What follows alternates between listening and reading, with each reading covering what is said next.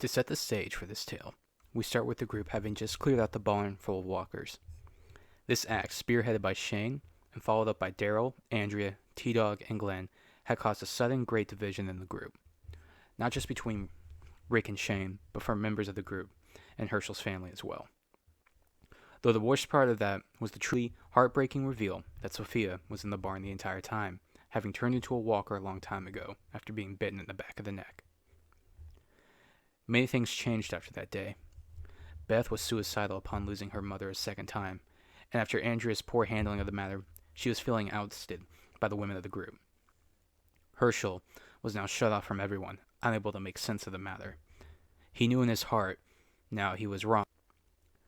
Lori tried to make peace with Rick, but with pregnancy looming over her head, she knew it was more than likely Shane's child. Glenn and Maggie grew closer over the matter, but as for Daryl and T-Dog, they were more done. Daryl didn't want to believe Sophia was gone for Carol's sake, yet seeing how she was in the barn after all along, and Carol breaking down after losing her daughter a second time, it was just too much. T-Dog always knew Sophia was gone in his head, but feared to voice his opinions. For Dale, he was pushed away from Andrea, who didn't want him to be her father on the matter, yet still he tried to be a strong moral compass for the group and help advise Rick. Rick himself was changed by the matter. As much as he wanted to be mad at Shane, the idea that he was right the entire time made him question himself on everything. Finally, for Shane, on the other hand, unlike his close friend, felt more assured of himself and his beliefs. Every action he had taken to this point was right, and no one cared. He was right about Rick going back for the guns. He was right not to go to the CDC. He was right about Sophia. He was right about the barn. He was right. He may have been a bull in a china shop with the truth, but in the end, it was the truth. The true heartbreaking thing would come when Lori tells Shane that she's pregnant. Shane knew it was his. The time they were together up until recently with Rick's return, it was impossible not to be his. Herschel would eventually go missing, and Rick and Glenn would head into town after him. With him taking so long, Lori, ignoring Shane's advice, would go after them, only to almost be killed. Shane would rescue Lori and lie that Rick had already returned, taking her back to the farm. It would be later on that night Rick would return with Herschel and Glenn, along with a wounded and captured young kid who had attacked him with others. Shane and Rick had been driving down the road for some time. After driving for 18 miles, they arrive at a seemingly abandoned school. It was full of dead humans and walkers, showing at some point a last stand was made. They remove Randall from the trunk of their car and lay him to the ground. They are both decided on the matter of leaving him with nothing but a knife and prepare to leave, but Randall desperately tries to plead with them not to leave. Wanting to live, he suddenly starts spouting nonsense, and what's worse, he suddenly says something that changes everything for the two. He says that he knows Maggie, claiming that they went to school together. Unsure of how to act, Rick deliberates taking Randall back, stopping Shane from outright putting a bullet in Randall's head. Shane argues that it doesn't matter where they leave Randall, because he already knows where they're staying. To leave him alive just so he can regroup with his people who had already attacked them was equal to suicide. Rick argues back that they're not murderers, they're not going to do that because that's not just who they are.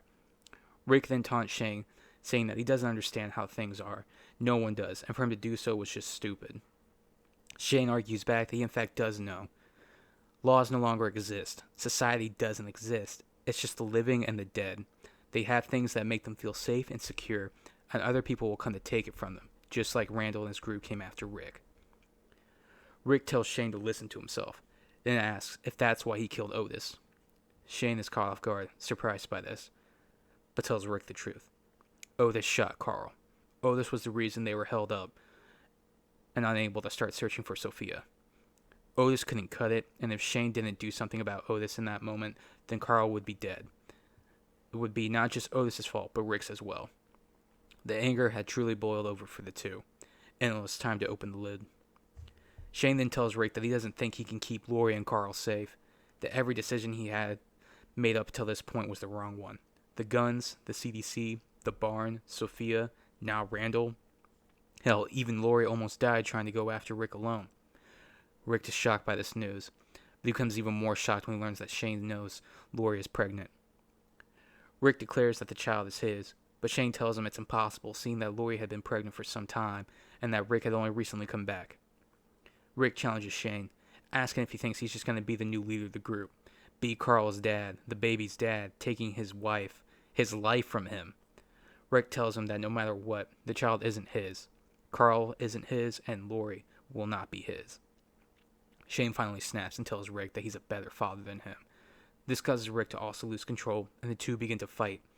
At first, Shane has the advantage, catching Rick's first few strikes and countering with his own. But soon Shane begins to press long enough, his strikes slow, and Rick is able to break free of his hold, socking Shane hard in the temple with a punch. The fight continues to the ground with Rick on top of Shane, wailing on his face.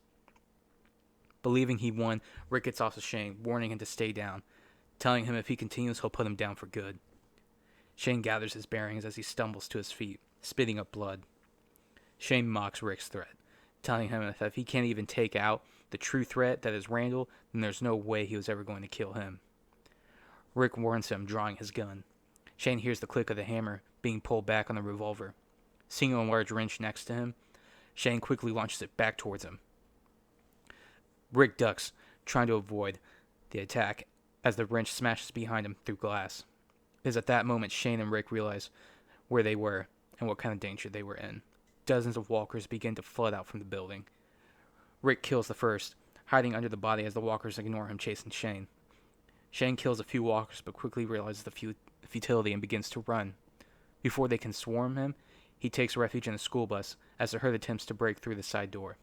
Shane is able to look through one of the windows and see Rick save Randall from a walker, loading him into the car. For a brief moment, Shane hopes his friend will come for him, but as he watches Rick drive away, reality sets in. At this moment, Shane had been abandoned.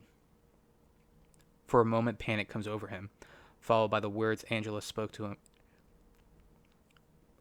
Followed by the words Andrea spoke to him about he's unable to communicate properly, the danger Dale sees in him, then regret. He was by himself because of himself. Rick, his best friend, his brother, had left him to die because of his actions. Shane thinks back to Carl and apologizes. He thinks of Rick and apologizes. Lastly, he thinks to Lori, and in that moment, apologizes for the things he had done.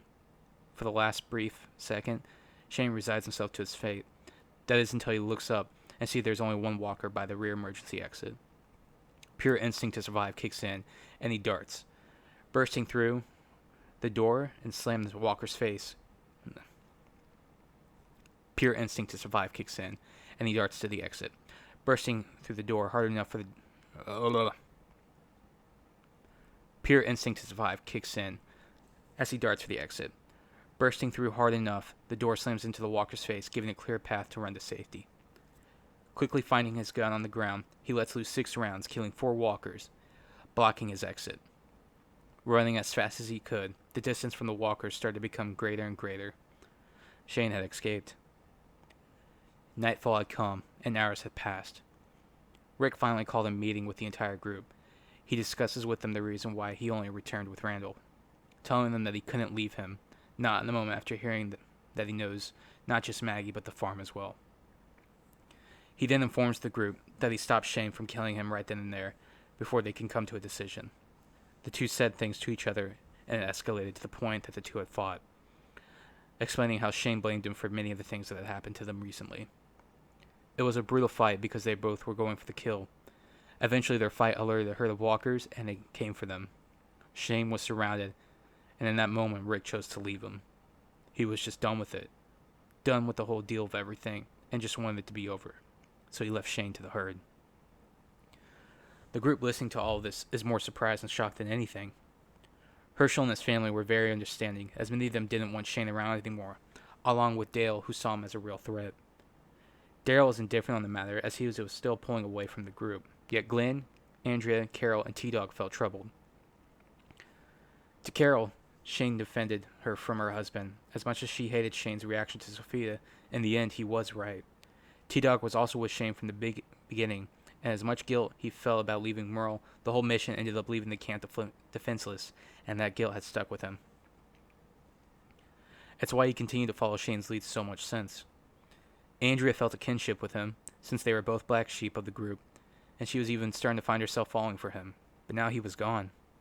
As for Glenn, while he didn't like how hard Shane could be, he did keep them safe and was a great leader to them up until this point. Rick could see the others feeling certain ways about everything and began to even question himself on the matter. However, he looked to Lori and Carl for assurance. Carl was crying in Lori's arms, believing Shane was now dead. As for Lori, there were hints of sadness in her eyes, but surprisingly she nodded, assuring him that things were okay. In truth, with Shane now gone, she really didn't have to worry about what might become of the two. She felt relieved. Finally, unknown to them, a tired and weary Shane had reached the long gravel road leading up to the barn. Many emotions and thoughts came over him. He didn't quite know how or what he would do when he saw everyone. Just more than everything, he was tired. Too tired. Tired of the drama. Tired of the anger. Tired of the hate. As he approached the camp, he looked over to the barn and knew that Randall was being kept there. Walking over, he paused at the entrance, catching his breath. Glancing over, he saw a crowbar lying against the wall and began to open the barn. Randall, seeing Shane enter, began to cry out, pleading for his life, but it was too late. Taking the crowbar, Shane beat Randall to death, ending the threat once and for all. The group still in the house heard Randall's cry. They all rushed out of the house to investigate, many still staying by the house. Rick, Andrea, Glenn, Maggie, and T-Dog all rushed over ahead of everyone, weapons in hand. Approaching the barn, they see Shane walking out, blood splattered over his hands and face. Rick raised his revolver in fear, only for Andrea to jump in front of him. Rick asked what he did. Shane simply responded that he ended it. Rick tries to stop him. Andrea once again is in his way. As for Shane, tired and fatigued, ignores Rick and the others. He heads back over to the camp, with everyone watching in shock. Lori calls out to him, but he ignores her, walking past her, simply saying that the kid is not his. Rick hears these words as well and lowers his gun as he sees Carl run out to him, giving Shane a hug around his leg. Shane stops for just one moment and gives Carl a hug back, whispering something to him before pulling him off him and walking over to the Jeep. Much of his things were still inside the vehicle, and he pulled out a bottle of water to drink from it. Andrea came over asking to go with him, but Shane refused, telling her that whatever is going on, she still has people here that needed her. He doesn't, and with that starts his car and drives off, leaving the group behind.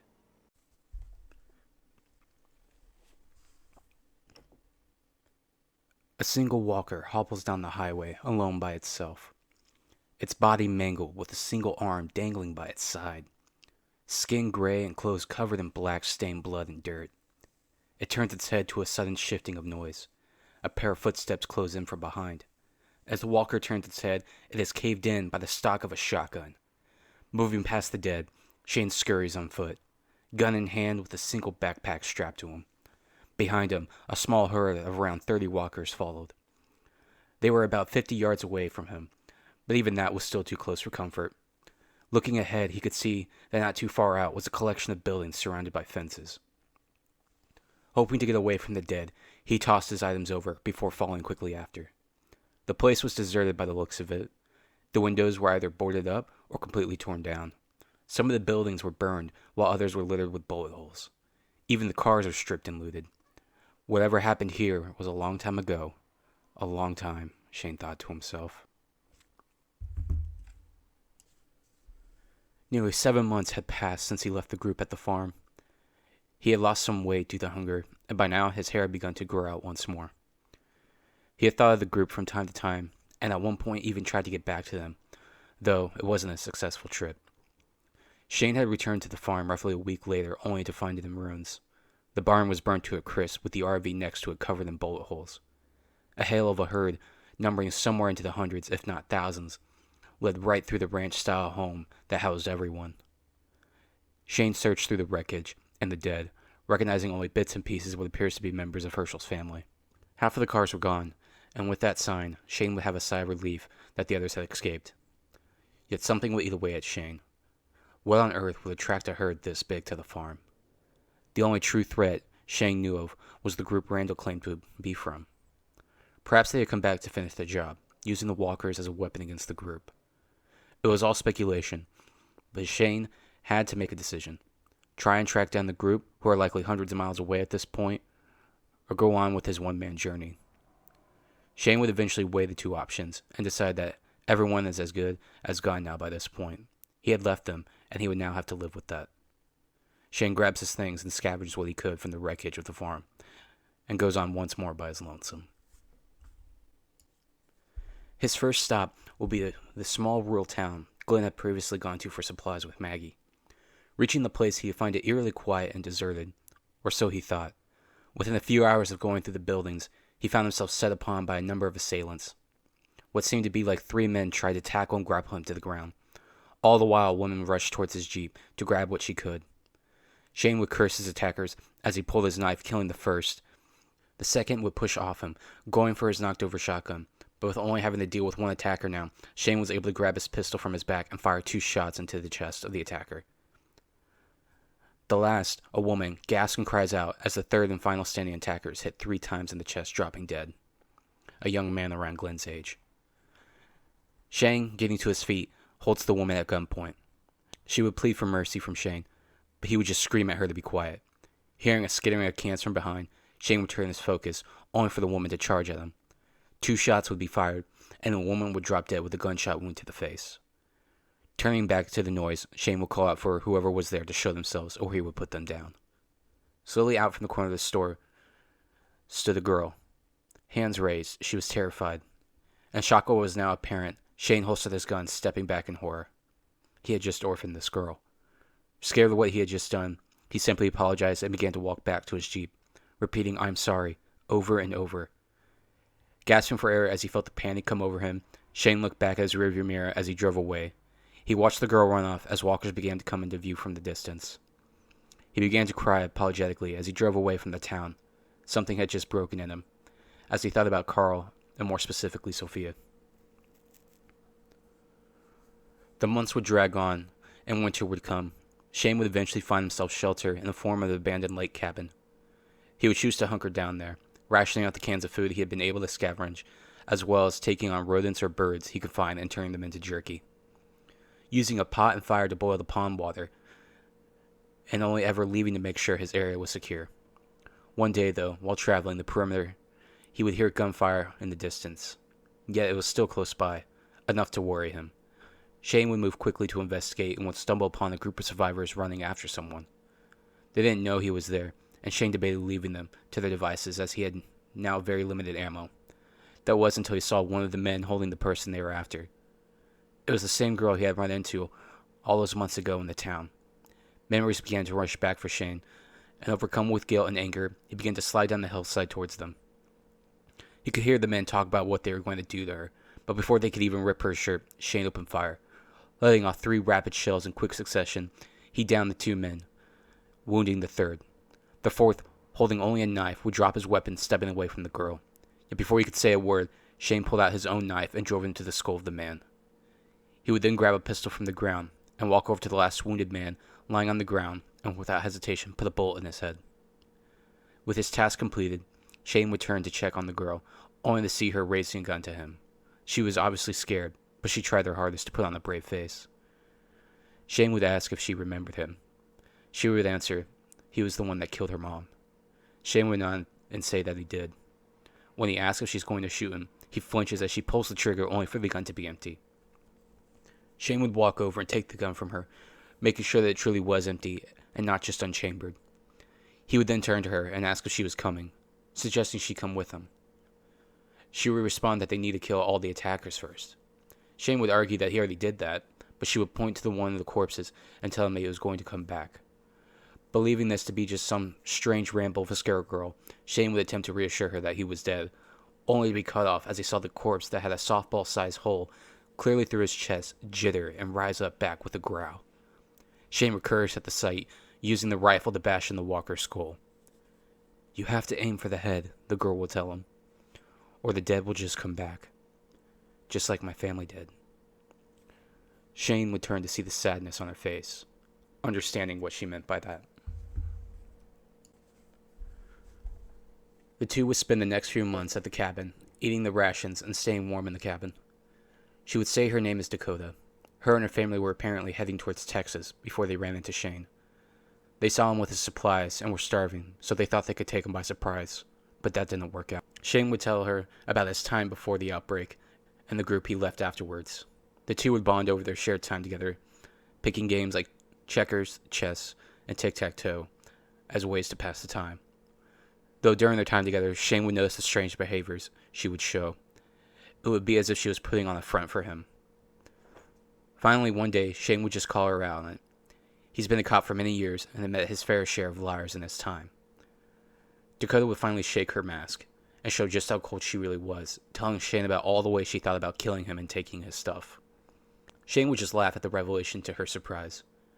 Happy she was finally being honest with him, he would tell her to stay that way with him. If they ever came across others, then she should use her talents to stay alive. But if it's just them, then as long as she stays honest with him, they would survive. Agreeing to the deal, Shane would finally hand her a pistol. Dakota would question how he could trust her after what she told him. Shane would just answer that trust goes both ways and has to start somewhere. Her being honest now was the first step. Now that he knew what she was capable of, he could make proper decisions when it came to her. If she follows his lead, then they would do more than survive. They would thrive in this world. Dakota would then finally tell Shane about the men who attacked her and how the one who led them had a prosthetic arm with a bayonet attached to it. The snow would finally start to melt, and winter was winding down, and spring was upon them. Shane and Dakota prepared their items and equipment getting into the Jeep. From what Dakota knew, the so-called group led by the one-armed man appeared to apparently be camped out some 70 miles out from them. They glossed over their map and noticed a handful of places within their territory. A small highway west stop, a couple of rural neighborhoods, and lastly a prison. The final spot was a town most likely where the one-armed man's group was located, as it would be the only place to truly house any group of his supposed size. Dakota would ask where they would go, and Shane would tell her that they were low on supplies, so the best option would be to head to the housing areas to see what they could find. But before then, they would hit the rest stop and see if there was any chance they could siphon any gas. She would agree, liking his plan. The two would set off on their adventure. Only things would not be as simple for them. Upon reaching the gas station, they ran into a herd of walkers. Without any gas to flee, Shane would hand Dakota a map and tell her to meet him at the marked area. Wait until morning for him, and if he didn't return, then to find her way to the second spot. He would tell her to do this for each of the 3 marked areas, telling her that she would survive and that he will find her again just like how he did before. Dakota would flee from the herd, while Shane fired shots into the air to attract the herd away in a diversion. Running along the highway, Shane would bash the head of a walker before finding a fenced area and hopping the fence for safety. Walking to the deserted area, he would soon hear the sound of growling and snarling. The herd somehow had made their way around the fence and were now upon him. As Shane prepared a final stand, he was suddenly met by a hail of bullets ripping past him into the herd moving down. Shane would turn to see who was near and would see a group of around 15 men in trucks and cars. One man would step out from the crowd, waving his hand to call Shane over.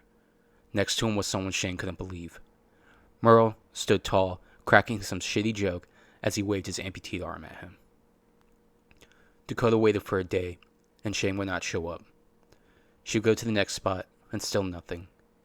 Finally believing that she had more than likely lost Shane, she began to calculate her next move when suddenly she heard voices nearby.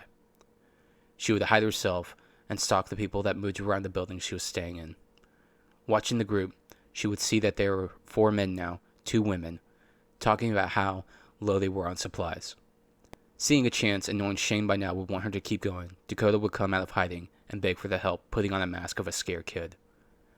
The group would hesitate, but one of them, who seemed like their leader, would welcome her to their group and offer protection. The others would question him, but he responded saying she was just a kid and that he was going to help her. He would ask her name, and she would tell him her name was Dakota. He would tell her she was safe now and that his name was Tyrese.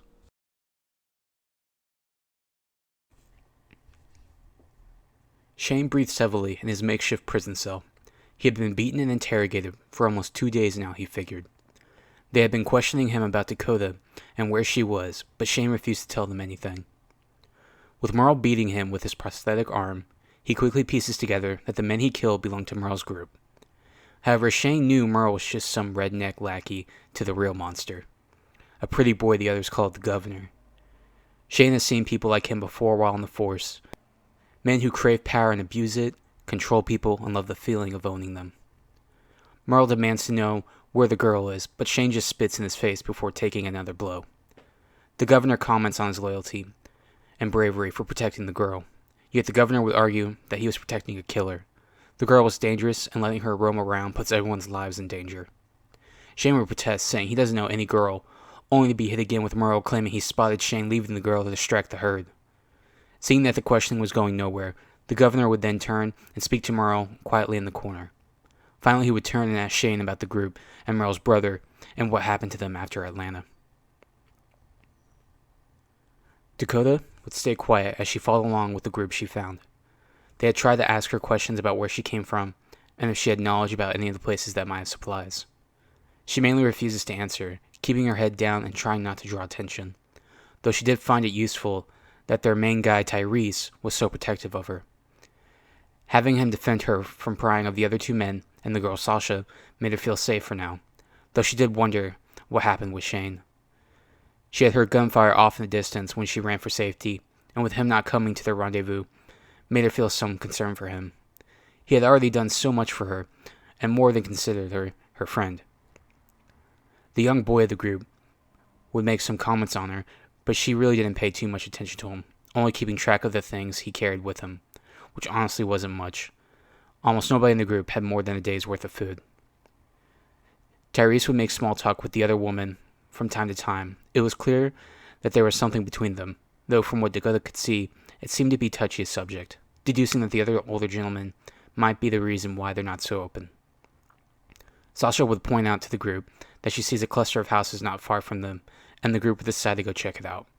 Thinking about where they were and how long they had been traveling, Dakota started to think about the marking of the map she had made with Shane and started to feel as they might be moving toward. She considered warning them, as they seemed like nice people, but she had met nice people before. For now, it was best just to keep quiet and keep a low profile, choosing to only speak when necessary. For now, they would be her protection, but at the first sign of something going wrong, she would leave as quickly as possible.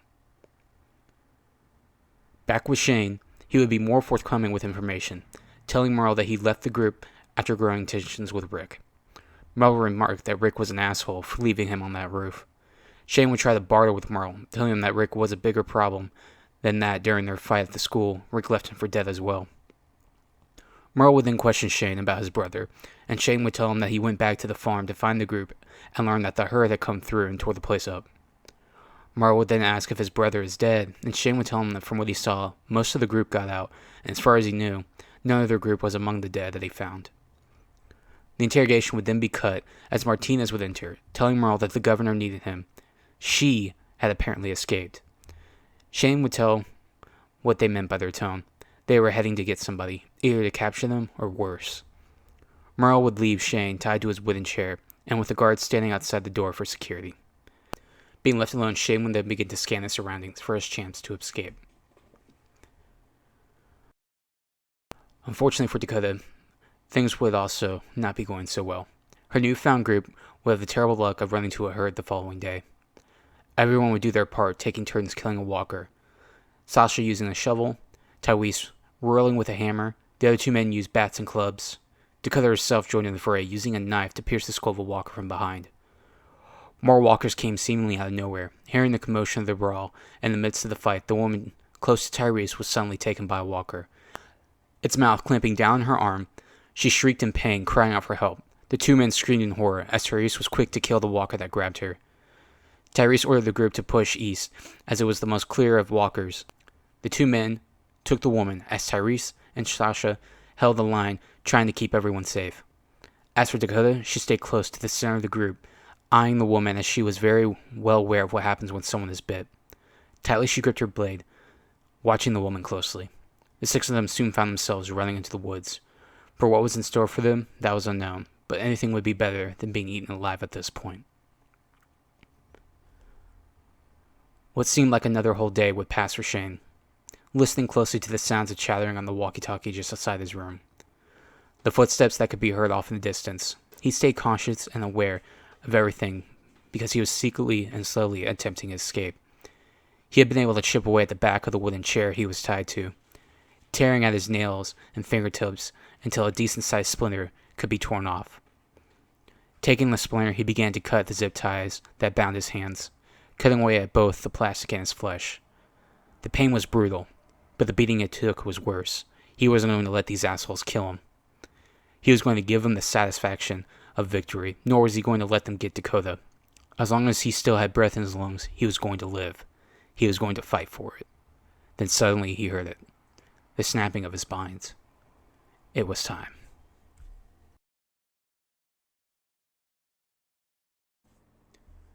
Within his cell, Shane listened carefully, preparing to make his next move.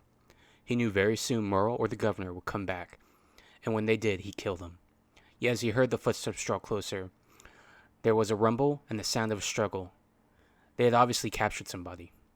It was then he heard a familiar woman's voice call out, "Glenn!" Shane waited for the next cry, but heard nothing else, other than the shutting of a cell door next to his. They had captured Glenn, and then they had gotten him. That means the woman he heard was Maggie.